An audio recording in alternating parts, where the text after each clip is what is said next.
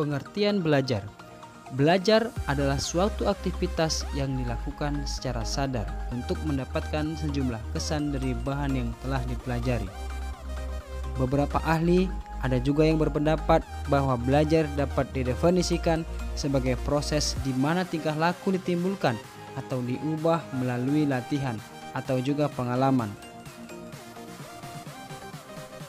Belajar dikatakan sebagai suatu proses karena perubahan tingkah laku yang terjadi melalui suatu tahapan-tahapan yang pada akhirnya menjadi suatu hasil belajar. Misalnya, seorang anak yang ingin dapat berjalan, maka ia mulai dilatih oleh orang tua, merangkak, berdiri, dituntun untuk mulai melangkah, yang pada akhirnya si anak bisa mulai berdiri dan mulai sedikit demi sedikit melangkahkan kakinya. Dan kemudian ia mulai dapat berjalan dengan sempurna. Demikian juga bila seorang siswa ingin mengetahui, dapat serta memahami sesuatu dengan baik, maka ia harus melalui proses yang disebut dengan proses belajar. Proses belajar akan menghasilkan perubahan yang bersifat intensional atau disengaja, positif, aktif, efisien, efektif, dan fungsional. Faktor yang mempengaruhi hasil belajar. Belajar itu merupakan aktivitas fisik dan mental yang tidak berdiri sendiri.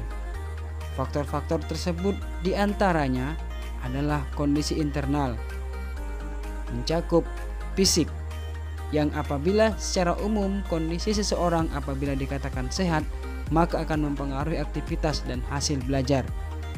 Kemudian psikis atau kejiwaan, yang mana apabila kondisi kejiwaan seseorang dalam belajar kurang stabil, maka akan mempengaruhi aktivitas belajar dan hasil belajarnya. Yang ketiga, adanya niat atau kemauan yang muncul dari dalam diri individu, dan kemauan atau niat tersebut benar-benar tulus, maka akan mempengaruhi aktivitas belajar dan hasil belajarnya. Yang keempat adalah kecerdasan. Faktor kecerdasan atau IQ ini juga sangat mempengaruhi aktivitas dan hasil belajar seseorang.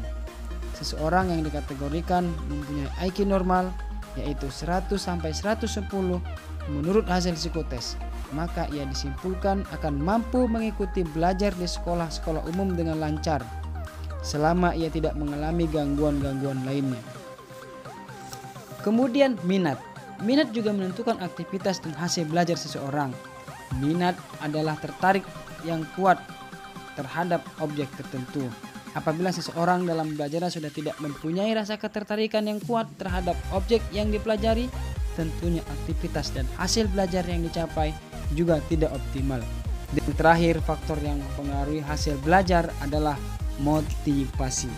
Motivasi adalah dorongan yang ada dalam diri seseorang untuk mencapai suatu hasil tertentu atau suatu perbuatan.